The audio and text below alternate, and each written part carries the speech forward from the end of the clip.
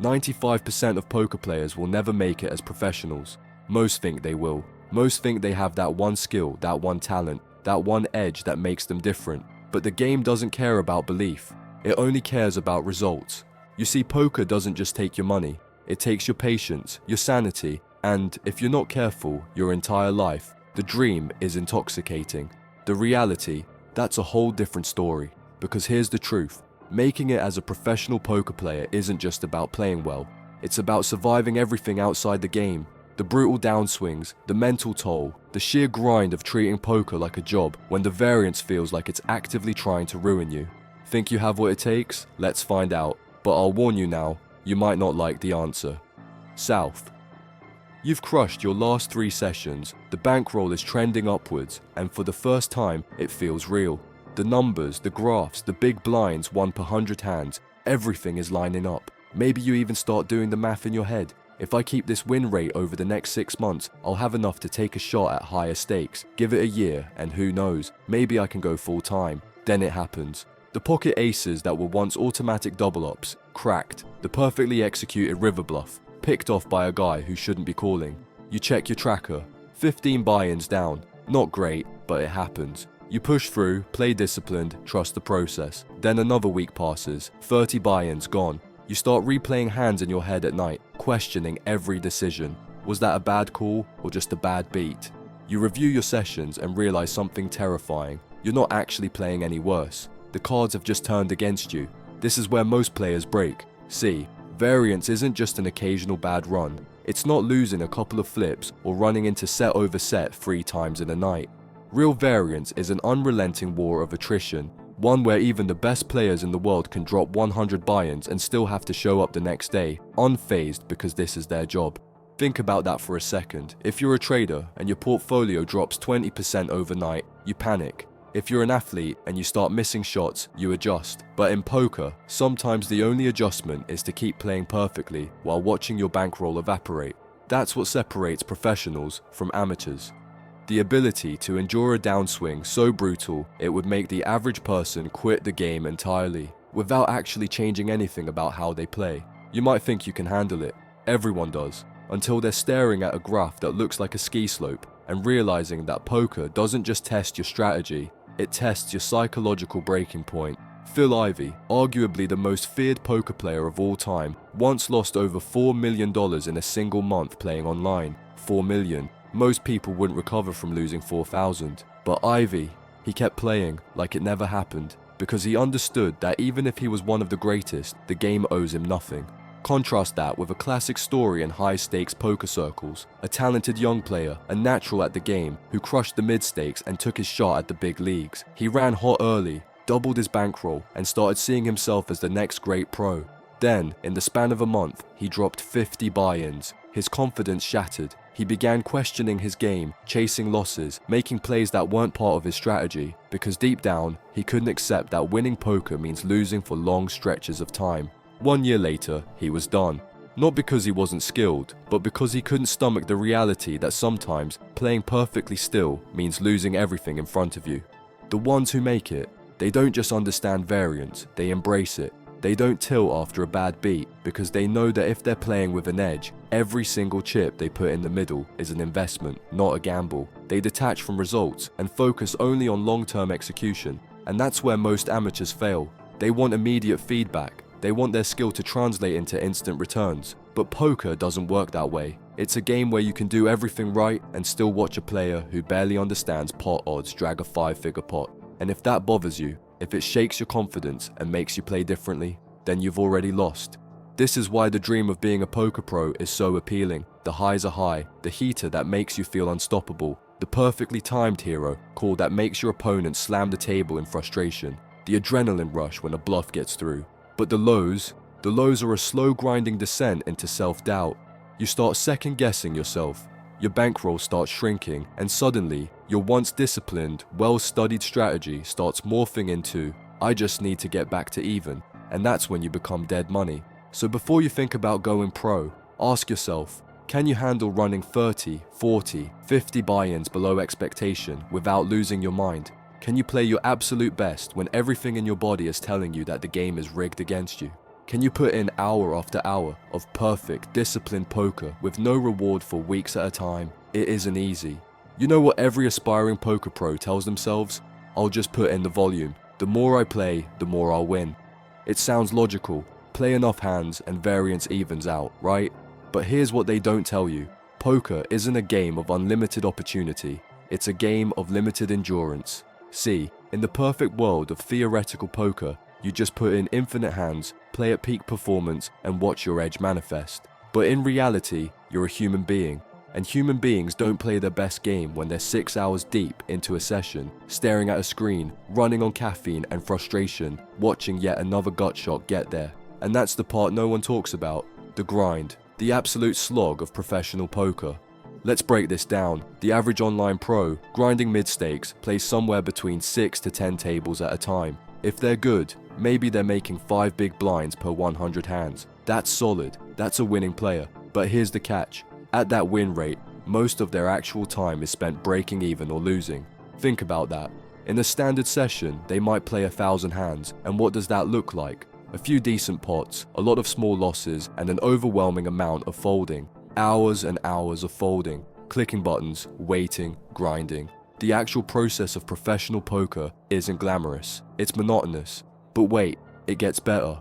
Let's say you run bad, you're down 30 buy-ins. You're considering taking a break, resetting your mindset, maybe stepping away for a bit to get your confidence back. Except, you can't, because unlike a normal job, poker doesn't pay you just for showing up. There's no salary, no security. If you're not playing, you're not earning. And if you're not earning your expenses, they don't stop. Rent is due whether your aces hold up or not. The bills don't care about expected value. Now let's contrast this with what a recreational player experiences. They choose when to play. If they run bad, they can take a few weeks off. There's no pressure, no expectation, they play for fun, and when it stops being fun, they stop playing. A professional, they don't get that luxury. You show up every day, no matter how you feel. You play through exhaustion, through self-doubt, through sessions where nothing goes your way and you have to act like it doesn't affect you. Because the second you let it impact your decision making, that's when you stop being a professional and start being just another gambler. And that's why so many players burn out before they ever really make it. They thought poker was freedom, they thought it was easy money, a dream life where you could play a few hours and cash out big. But what they actually signed up for? A job with no guaranteed paycheck, no boss to guide them, and no safety net. They wake up every day having to prove, from scratch, that they still belong. The dream is the high-stakes lifestyle, the private jets, the six-figure scores, the TV final tables. But the reality? It's grinding small edges for long hours just to make a solid but unremarkable income. It's playing 20,000 hands in a month just to book a profit that an average salary job would have paid you anyway. Except without the benefits, without the stability, and without any guarantees. And even if you make it, even if you claw your way up to a real, sustainable win rate, there's another problem waiting for you. The money. Not just winning it, keeping it. But that's a whole different issue. Because if there's one thing poker players are even worse at than handling variance, it's handling their own bankroll. The first time you have a 5-figure bankroll, you feel invincible. You start converting big blinds into real-world value. That shove on the river, that was a new laptop. The free bet squeeze that got through, that's your rent covered. It stops feeling like money and starts feeling like a scorecard. Numbers going up, numbers going down, nothing more. And that's the problem. Because poker isn't a normal job where you can mismanage money and still get paid next month. The second you go broke, you're done. Look at the history of the game and you'll see a recurring theme. Talented players who made millions and ended up with nothing. High-stakes legends, broke. Tournament crushers, borrowing money to re-enter the same events they once dominated. How? Simple. They never understood that poker winnings aren't real until they're withdrawn. Take Stuart Unger. By all accounts, one of the most gifted card players to ever touch the game. He won millions, he lost millions, he died broke in a cheap motel. Not because he wasn't good enough to win, but because he never figured out how to keep what he won. Contrast that with someone like Eric Seidel, decades in the game, still winning, still rolling. The difference, he treats poker like a business, not a casino game. He doesn't take shots just because he's on a heater. He doesn't chase losses, he plays within his bankroll, not beyond it. And that's where most so-called professionals fail. They're not actually professionals. They're gamblers with a higher tolerance for risk, mistaking a good run for lifelong sustainability. They play too high, take too many shots, and tell themselves, I'll just win it back. Until one day, they don't. And here's the kicker. Most poker players don't go broke because they lost at poker. They go broke because they got greedy. They bought into games they weren't rolled for. They started gambling outside of poker. They thought variance would never catch them, but variance always catches up. So before you think about going pro, ask yourself, are you playing to make money or just playing to play? Because if it's the latter, the game will chew you up and spit you out. And if that doesn't happen, something else will. Because poker isn't just a game of skill, it's a game of survival. And survival means adapting to something even harder than the competition, the game itself constantly evolving against you. There was a time when raw talent was enough, when instincts, aggression, and sheer bravado could put you ahead of the curve, when legends were built on feel rather than formulas. That time is gone. Poker is an arms race now, and if you're not evolving, you're getting left behind. Look at the biggest winners today. They don't just play the game, they study it like scientists breaking down a complex equation. They spend hours running solver simulations, dissecting hands, refining ranges down to microscopic levels. The old school pros who scoffed at this, they're either adapting or disappearing, because the game isn't just tougher, it's relentless. A decade ago, a solid strategy and some aggression could take you far. Today that's the baseline, the minimum requirement just to compete. Every year, a new wave of young, hungry players enters the game with access to better tools, better data, and better preparation than the generation before them. They don't just understand the numbers, they weaponize them.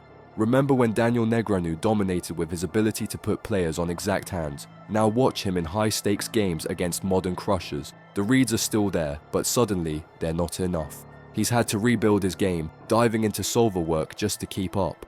And that's the terrifying part. Keeping up is a full-time job, because poker doesn't wait for you to adjust. If you're not putting in the work, someone else is. If you're still playing the same strategy you were 5 years ago, congratulations, you're dead money. And the scariest part, you won't even realize it until it's too late. The players who survive aren't the ones who used to be great. They're the ones who adapt, who put in the hours away from the table, who understand that knowledge in poker has a shelf life. If you think what worked yesterday will work tomorrow, you've already lost. This is the part amateurs don't see. They assume if they hit a win rate, it's permanent. They think once they figure out poker, the hard part is over. But the truth, you're never done figuring it out. The second you stop improving, you start losing. And when you start losing, poker has a way of making sure you never stop. Because by the time most players realize they're falling behind, they're already too far gone. They keep playing, trying to outthink a game that has already passed them by. And if that doesn't wear them down, something else will. Because poker isn't just a game against other players, it's a game against yourself, against isolation, against a lifestyle that over time starts to feel a lot less like freedom and a lot more like being trapped in a never-ending cycle. There's a reason so many poker players drift away from the game even after years of success. It's not always about losing, sometimes it's about everything else the game takes from you.